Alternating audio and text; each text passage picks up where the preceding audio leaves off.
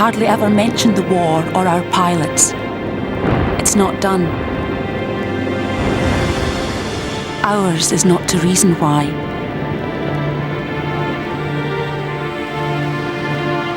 I felt myself fading away into oblivion. I lay there almost sobbing. So this was war. What a terrible sight. Our boys, only a few hours ago so full of life, now lying at the bottom of the boat.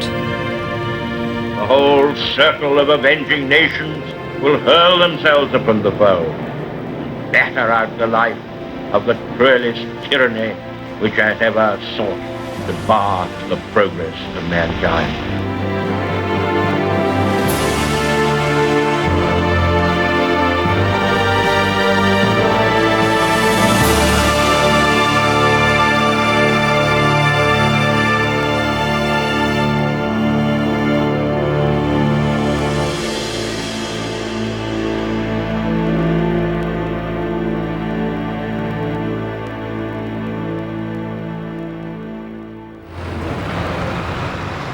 Autumn 1942.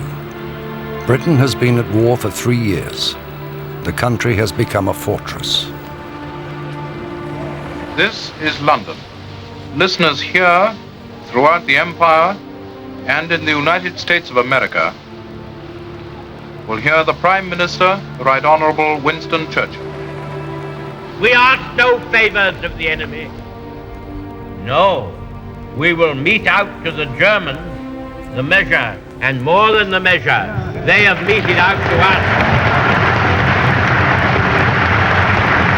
We remember Warsaw in the first few days of the war. We know too well the bestial assault you are making upon the Russian people, to whom our hearts go out in their valiant struggle. You do your worst, and we will do our best.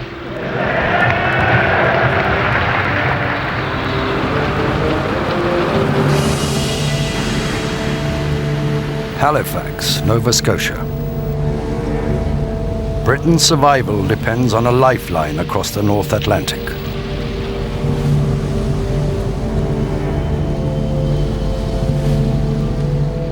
The United States and the Empire feed Britain with essential supplies, weapons, and men.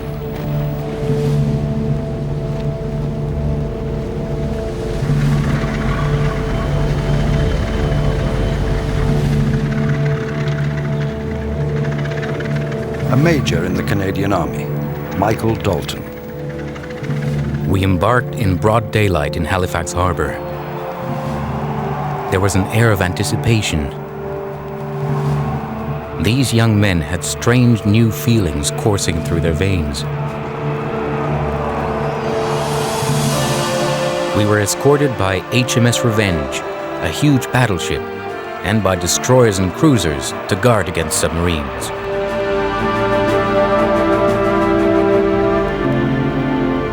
To minimize losses from German U-boat attacks, the ships travel in massive convoys. Just a few weeks into the war, in 1939, an American cameraman films one of the first U-boat attacks on an unprotected British merchant ship. We steamed to the rescue of 2 ships, which had been torpedoed by a submarine. In a few moments, we sighted one of the stricken ships on the horizon. It was the city of Mandalay. Her back broke. She sank slowly to the bottom. Human beings were dying out there. We were so close, and yet so helpless.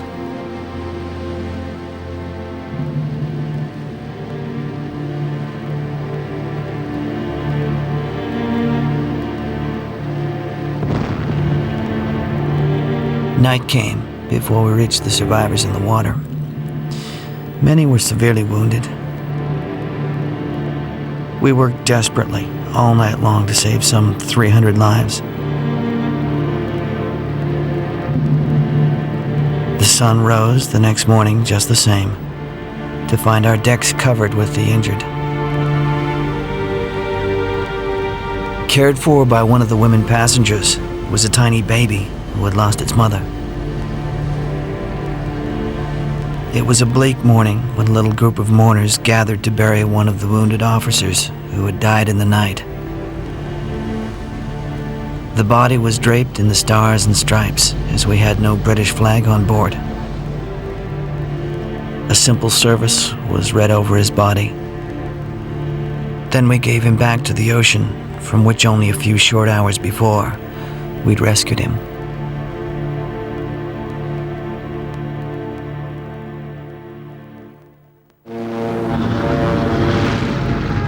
Robert Dougal, a young radio reporter on board a British destroyer in a North Atlantic convoy in 1941. We're now mixed up in the first attack on a convoy which has been actually recorded at sea. Turning sharply is on our port quarter, not much more than 500 feet up, I should say, a tracer bullet bursting all around him. There goes Boss, and now they're dropping down over the convoy. Wait a minute, he is missed. Columns of water spouting up, but he's missed. There's got the faint smell of gunpowder and smoke drifting across the water. By 1943, 3,000 ships have been lost to air and submarine attacks in the battle to keep open Britain's Atlantic lifeline.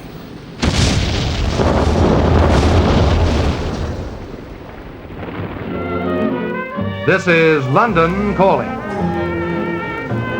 Something going on in Britain now. Salvage drives are sweeping the country, for salvage is playing a great part in the manufacture of armament. Nothing is being wasted anywhere. British civilians are being told not to waste anything. Florence Speed in Streatham finds the salvage drives, saving schemes, and hardships on the home front ever more demanding. Bomb sites are being cleared. Ethel took down the blackout this morning to find workmen removing the iron railings around the front garden. That is the beginning of a story of determination that can end on the battlefields of Russia. They were using a blow lamp, which sent out thousands of sparks. It was a pretty sight, even though the effect was like an incendiary. Lord Beaverbrook's own London house is giving up its iron railing. Beaverbrook asked for pots and pans and even kettles. Up and down the country, it's the same story. All of us except Bertha have agreed to part with our hot water bottles and are waiting to see if Nora will part with any of her kitchen utensils.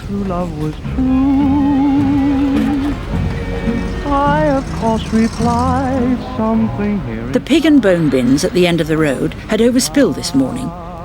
12 slices of bread lay about the pavement. Wicked waste, even in peacetime.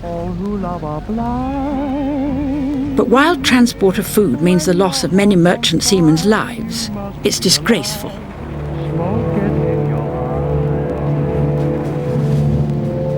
But in the summer of 1943, improvements in Allied intelligence and the extended range of air cover begin to turn the tide in the Battle of the Atlantic. The British, American and Canadian forces of the sea and air hurled their strength upon the U-boat. It ended in the total defeat of the U-boat attack. Staggered by these deadly losses, the U-boats have recoiled to lick their wounds and mourn their dead. Now, we have had in June the best month from every point of view we have ever known in the whole 46 months of the war.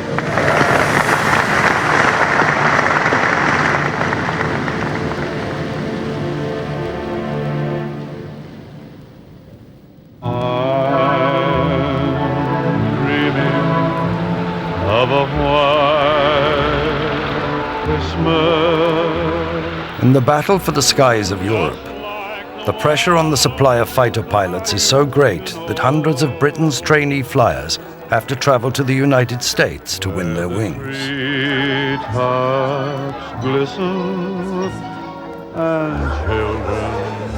From the Spartan School of Aviation in Tulsa, Oklahoma, David Green writes to his mother in Middlesex.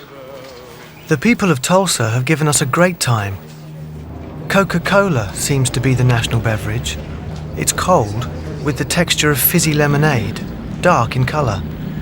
The medical officer told us to drink lots of it. I now have 11 hours flying to my credit. I hope to solo tomorrow. I can do spins and rolls, so I'm not doing too badly.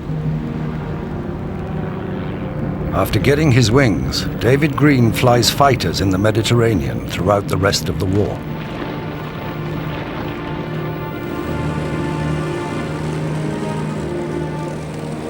Over 30,000 planes see service during the war with RAF Fighter Command.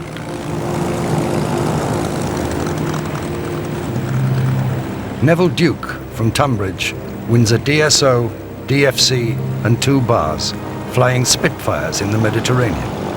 He becomes one of the RAF's most decorated pilots. I love flying. 1 minute nipping along the deck at 0 feet, and then with just a gentle pull on the stick, soaring up and up.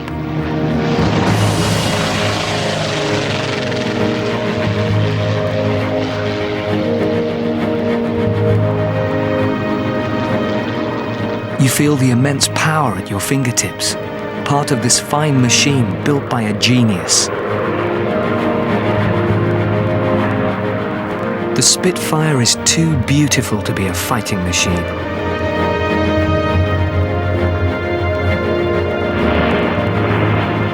But then, what better weapon of war could you want?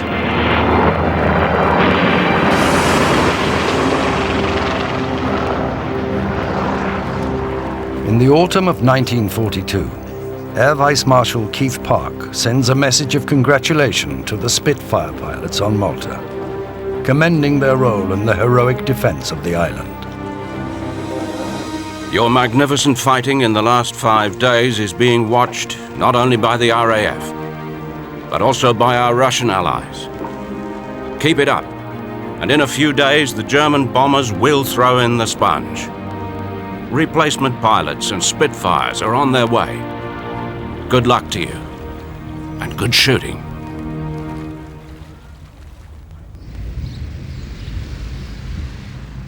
Bomber Command, another wing of British air power.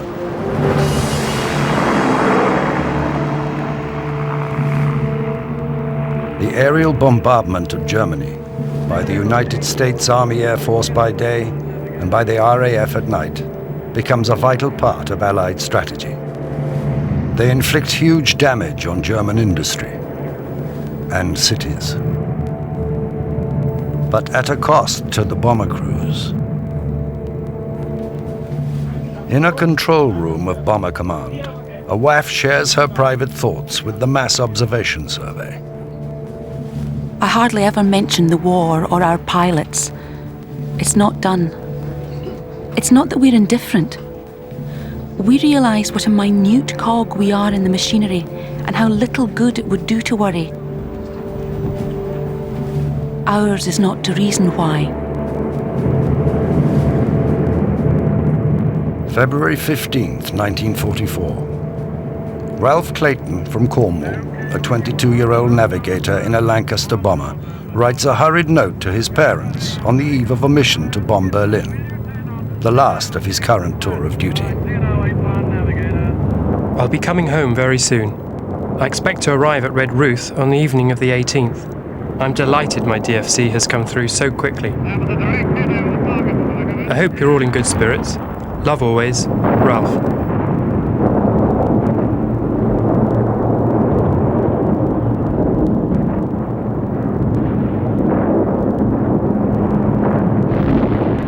Ralph's Lancaster never returns from the raid. He becomes one of almost 70,000 British airmen who lose their lives in the aerial battles of the war.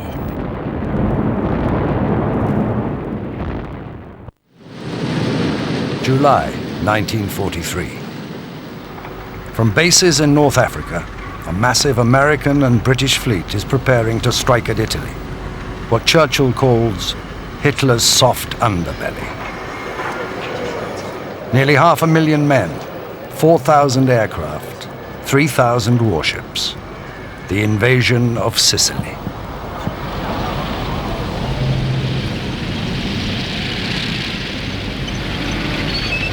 Peter Hay, a midshipman aboard the British destroyer HMS Tartar. It's obvious now that the big op is coming off very shortly.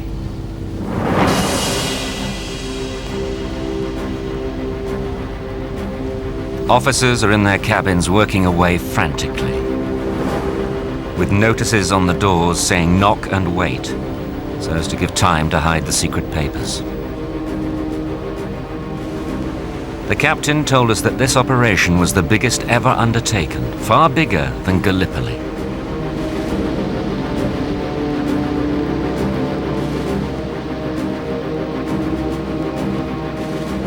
The British troops will attack on the southeast coast of Sicily, the Americans on the southwest.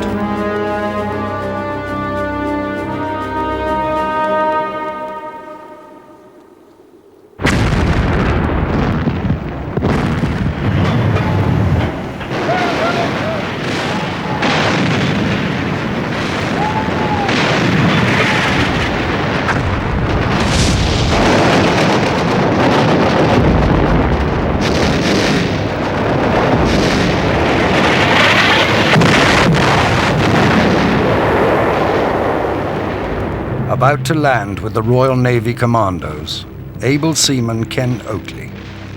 At last the order came. Lower the boats. We were away.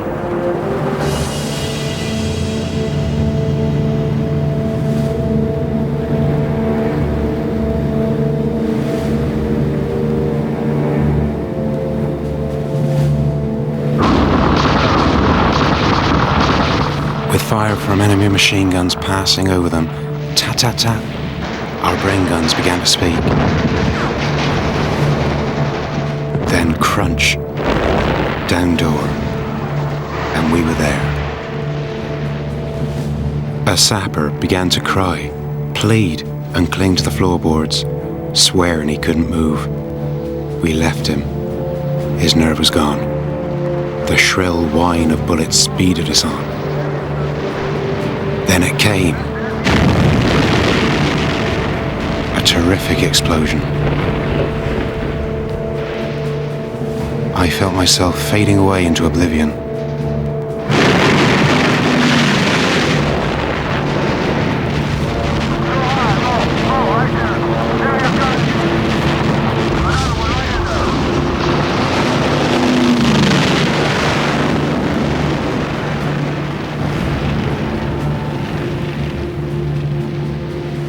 I came to under the water. I felt someone clutch my legs and drag me down. I lost my reason and kicked like mad until I was free and shot to the surface. A body floated by, its limbs still kicking. It must have been the man who clutched me. I lay there almost sobbing at such terrible sights.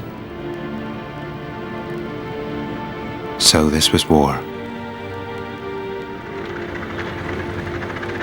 Sicily will soon be subdued.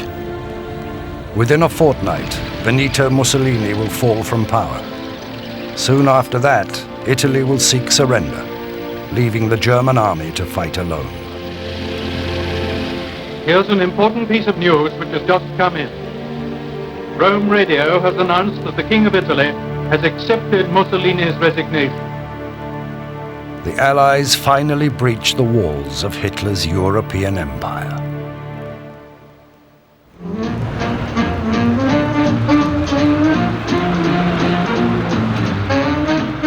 By the end of 1943, Britain has become an armed camp. 1.5 million Allied servicemen have arrived. Canadians, Australians, New Zealanders, Poles, Czechoslovaks, Free French. But most of them are Americans. A United States Army booklet offers advice to its young soldiers. The British have phrases of their own that might seem funny to you. It isn't a good idea to say, "I look like a bum."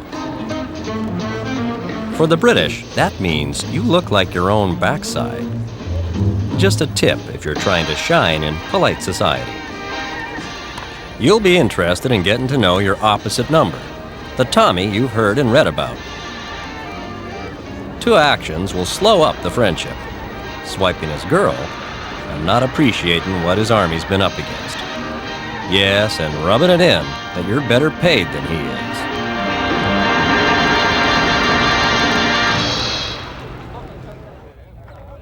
The US servicemen are glamorous guests. The British try hard to be good hosts. For children, struggling with the hardships of war, the Americans are like movie stars.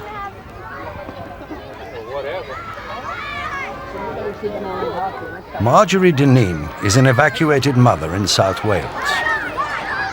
A day of thrills for the children. All of them were invited to the American Army camp. Their faces were a joy to see. They all had a soldier companion. They went in the mess with him and had spam sandwiches, donuts and peaches. All the children had a great time.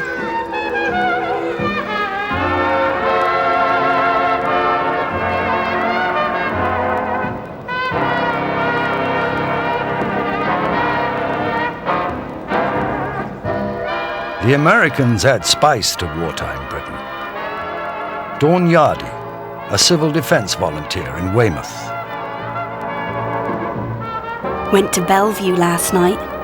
Hawks and Freeman is now being made into a club for Yanks. Cool. Harry Berman bought some records. Glenn Miller, In the Mood. Harry James, You Made Me Love You. Woodchopper's Ball.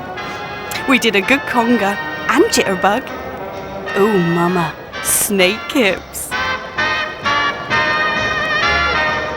Relationships between GIs and British women become a source of scandal.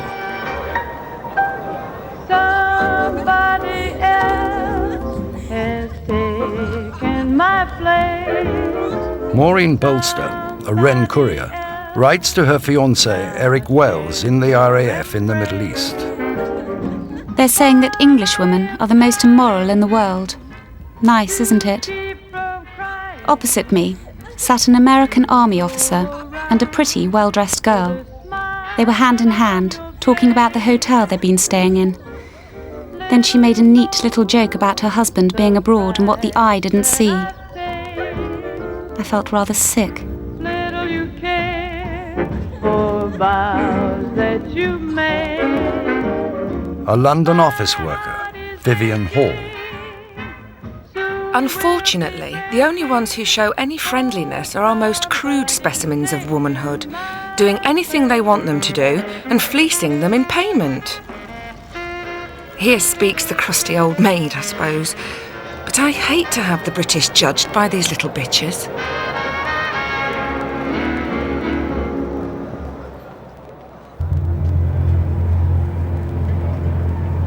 The south coast of England, June 1944. Yet again, the British Army is embarking to fight in France. The hour of our greatest effort and action is approaching. Months of deception by the Allies, what Churchill calls a bodyguard of lies, conceal plans for the greatest seaborne invasion in history, Operation Overlord. The magnificent armies of the United States are here. Our own troops stand at their side in true comradeship. The vital strike to demolish Hitler's empire in Western Europe is about to be made. A massive fleet is to assemble in the Channel. 1 million men prepare for battle. When the signal is given, the whole circle of avenging nations will hurl themselves upon the foe and batter out the life of the cruelest tyranny which has ever sought to bar the progress of mankind.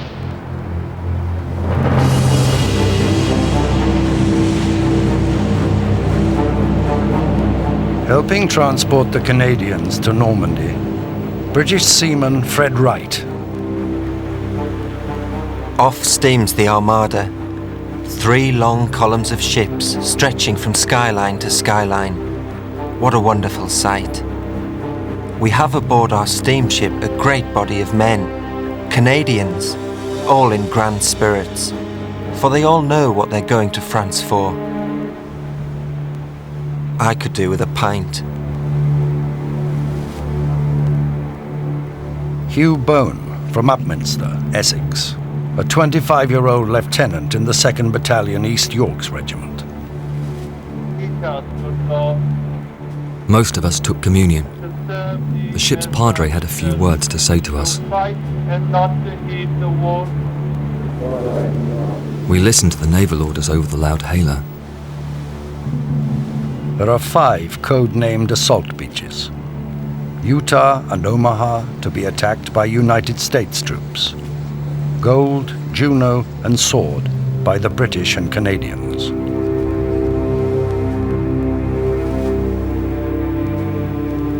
Tom Tateson, a 20-year-old from Yorkshire, a private in the Green Howards.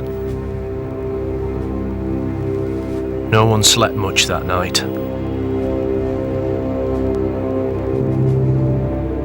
Reveille was sounded at 3:15.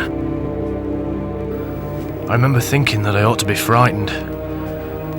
Instead, I seemed to be detached, as though I were watching a film. What had seemed somewhat unreal now became a reality.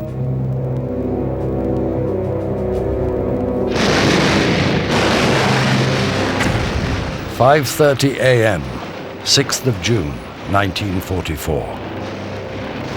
D-Day. Over 4,000 Allied warships begin a massive bombardment of the German defenses. Fred Wright watches the Canadians make their final preparations. The big battleships are still banging away like hell. The air is full of planes. Very rough sea.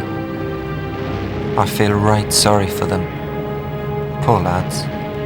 What a bad start.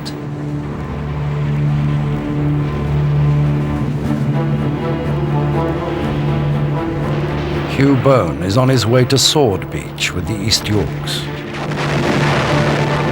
By now we could hear the enemy machine guns, the explosions of enemy mortars on the beach.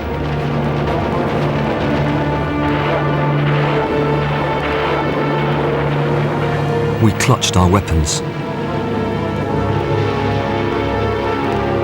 Now was the moment.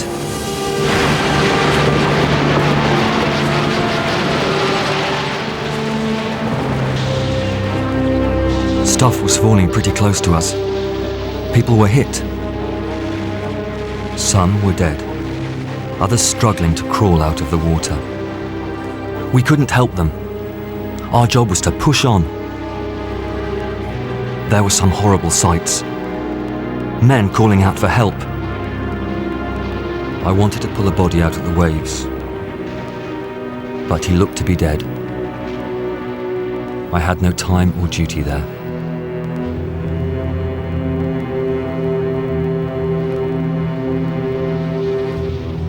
Fred Wright watches the Canadian landing craft come back.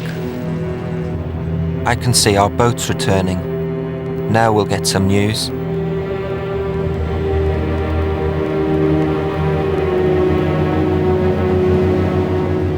I'm crying like a baby. Can't help myself. What a terrible sight. Our boys, only a few hours ago so full of life and spirits, now lying at the bottom of the boat, seriously wounded. Fred Turnbull, an able seaman in the Royal Canadian Navy, had taken the British Marines to Juno Beach. Now he's carrying the dead and injured home. Many were dying.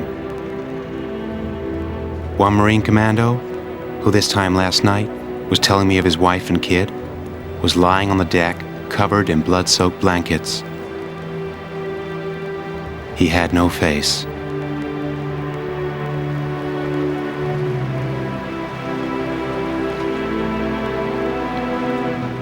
D-Day has come. Early this morning, the Allies began the assault on the northwestern face of Hitler's European fortress.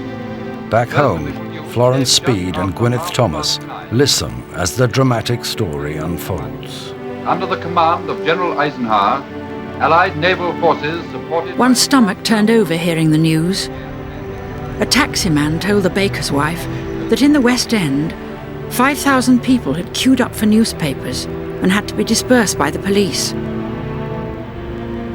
Collins, the grocer, told me that he cried when he heard the news.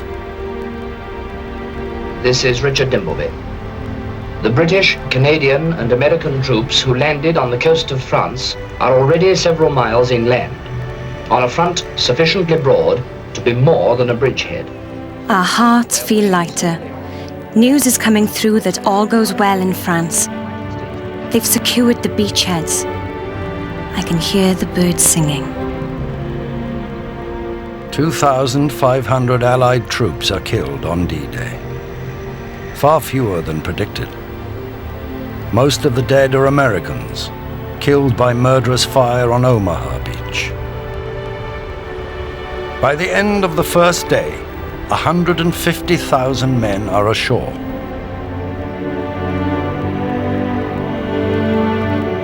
Once proud soldiers of the German army are now a stream of beaten men.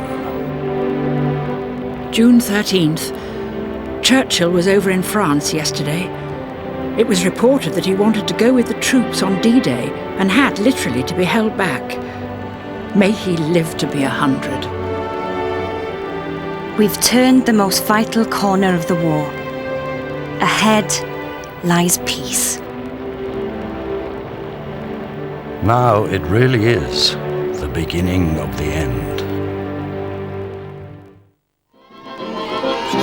Hello, you are lost, and all your nasty too. Or you may get something to remind you of the old red, white, and blue. Autumn 1944. Europe is gradually being liberated by the Allies. The German army is in retreat in the west and on the Russian front. On the home front, after 5 years of war, the nation keeps going by organizing holidays at home and through the British sense of humor, typified by radio comedy. Here they are, Elsie and Doris Waters, otherwise Gert and Daisy. Let's have a look at you. Is your face dirty or is it my imagination? My face is clean enough. I don't know what your imagination's like. Excuse me. Would you mind reading this letter? I'm a bit worried. Dear sir, unless you leave my wife alone, I shall shoot you stone dead on sight. You better leave the man's wife alone. I can't. Why not? He hasn't signed his name. Then you will be exhilarated. Everybody will be methylated to hear that it's that man again. Can I do your nails, sir? The Mass Observation Survey finds the country's children weary of the war, their frustrations directed at the enemy. I think Hitler is a pig who only thinks of himself and thinks he's marvellous and wants to boss everybody about. If Hitler was captured, the best death for him would be dreadful torture and make him suffer such agony. His moustache would be set alight, and when he's half dying, he would be torn with pinchers and executed.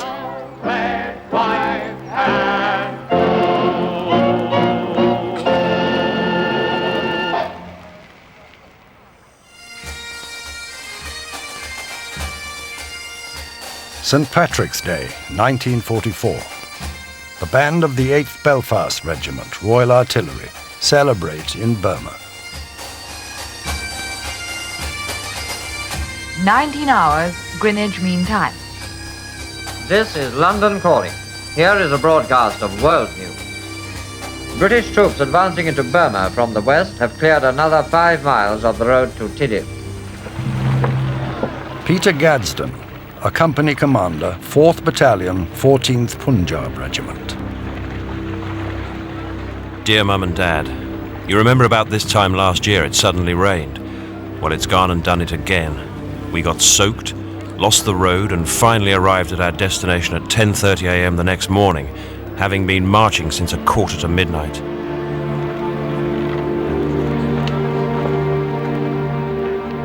Through recordings, the gunners in Burma are able to send their personal messages back to Britain. Greetings, Manchester, from your boys in Burma. Now, here's somebody Haslington people will know. What's your name, Bob, Bombardier Potter. Right, carry on. Hello, Dad, Mum, everybody. How are you? We're still knocking Johnny Jack for 6, as will still continue so. So cheerio, chins up, keep smiling. Here's got a levy from Council. Hello, Mum. Hello, all at home. I'm okay. Hope to be home soon. Cheerio. Hello, Mrs. McHugh. This is your long-lost husband here. Hello, Lily, darling. Hope you're keeping fit. The children, I know they've grown. Give my love to Mother and all at home. The Allied push into Burma continues throughout 1944. Peter Gadsden. Among your most recent letters received was one telling me to forget the medals and keep my head down. Sorry to disobey, but I'm sure you'll be pleased to hear that I've been awarded the Military Cross. Your youngest son has not proved a disgrace to you.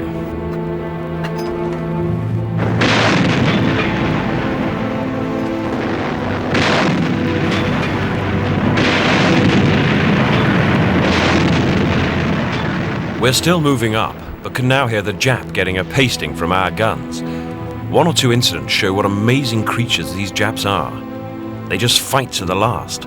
Typical example, one wounded private. My chaps put a round over his head and shout, "Hands up." He puts his hands up. We start to close in on him. He goes for a grenade. We all dash for cover. Then we start again until he throws the grenade. My chaps fill him up with lead. They just have no sense.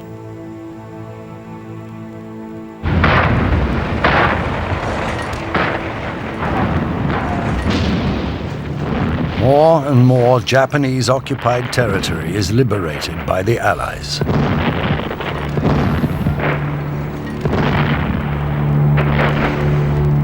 Harrowing stories telling of the treatment of prisoners of war by the Japanese army begin to emerge.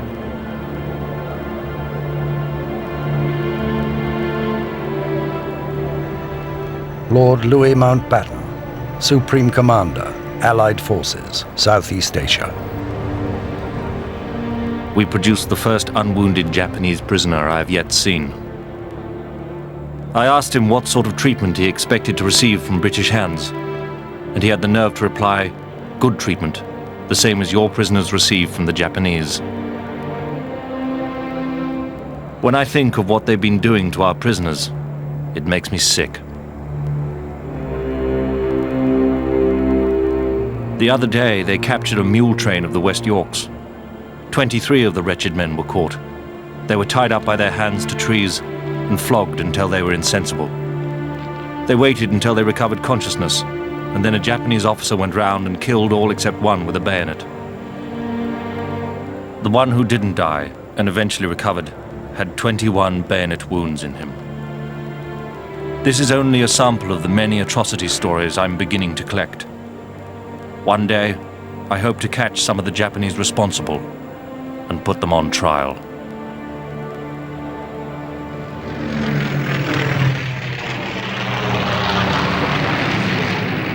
(1945). As the Allied advance continues, hundreds of prisoner of war camps are discovered. Many are deep in the jungle. The immediate priority is food and supplies for the isolated prisoners.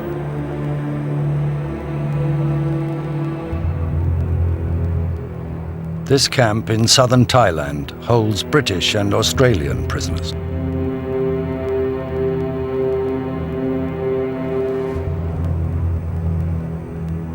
Jack Turner, an Australian, manages to keep a diary of life in a typical camp. This is an entry from March 1944. Men were having their legs amputated through tropical ulcers. One concert night, it was good to see the cheerful way 12 men with only one leg sang songs like Waltzing Matilda and Roll Out the Barrel.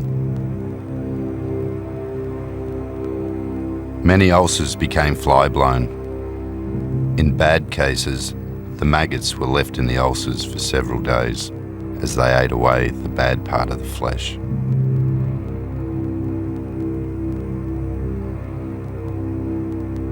Men were dying daily.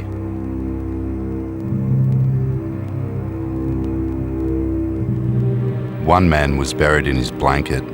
The following day, his body was found lying on top of the grave with no covering.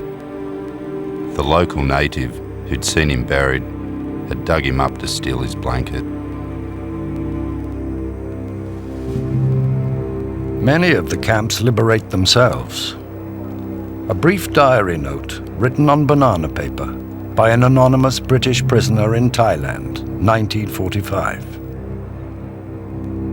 We're free at last. Last night we had our first concert.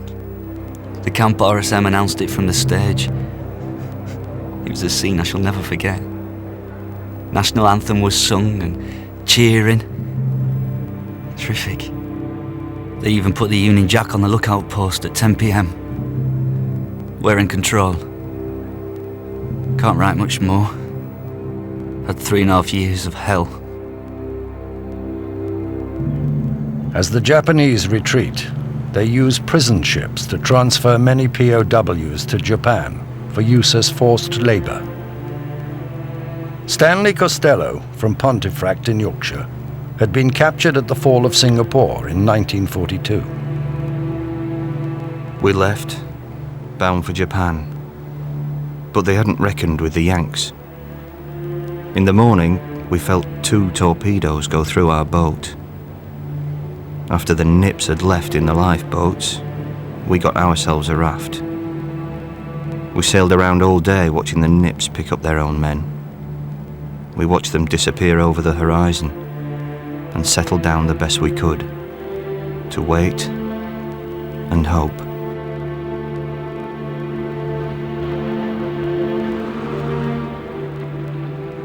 Jack Turner is sharing a raft with Stanley Costello, having been on the same prison ship to Japan. As the men lost their reasoning, they'd leave the raft, saying they were going to the canteen for a drink.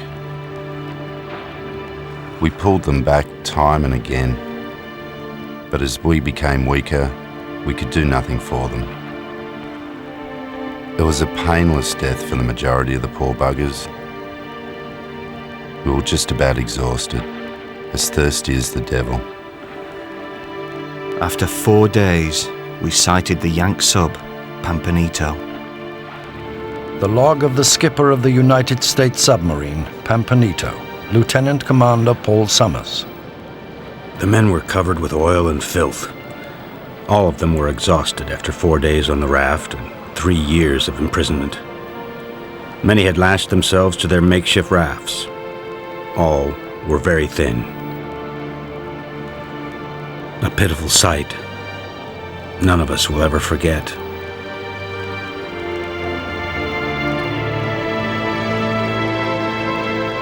Picture our joy on hearing them call out, "Take it easy, you guys.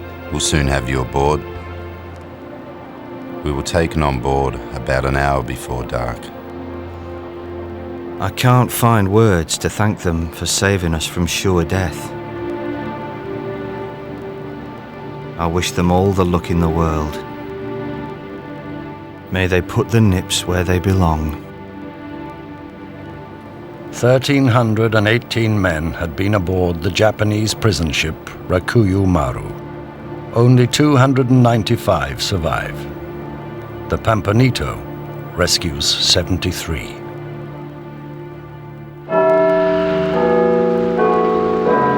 This is Winfried Vaughan Thomas reporting from Germany. I'm standing in the little village of Lauenburg, and I'm watching the sight that we'd hoped we'd see for 6 long years. The German army coming in to surrender into the British lines. May 1945. The Japanese Empire is crumbling in the Far East. In Europe, the Soviet Red Army has taken Berlin.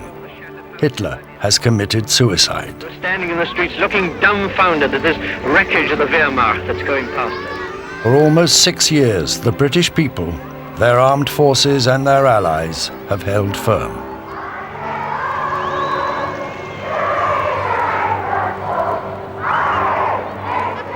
This is your victory.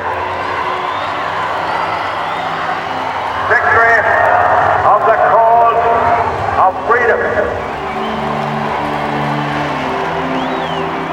As the nation celebrates Victory in Europe Day, people reflect on the events of the war and what the future holds. Bob Grafton, a gunner in the Royal Artillery, is on his way home after 3 years as a Japanese prisoner of war. He writes to Dorothy, his childhood sweetheart, in Ilford. This is my first letter as a free man. Here starts the realization of a dream, which for me seemed too far away ever to come true. It's the start of a new life for both of us. Margaret Crompton mourns a son killed in a Royal Navy submarine in 1944. We can be thankful that men are no longer being killed. We can sleep peacefully at night.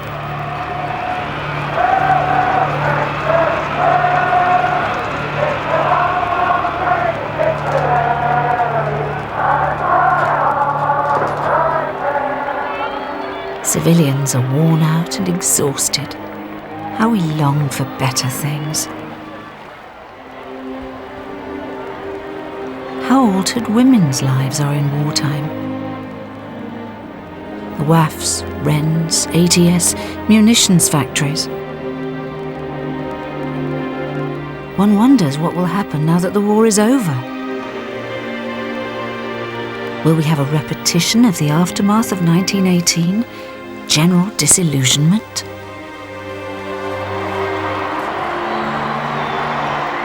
Marjorie Dineen returns to London with her son and daughter from South Wales, where they've been evacuated.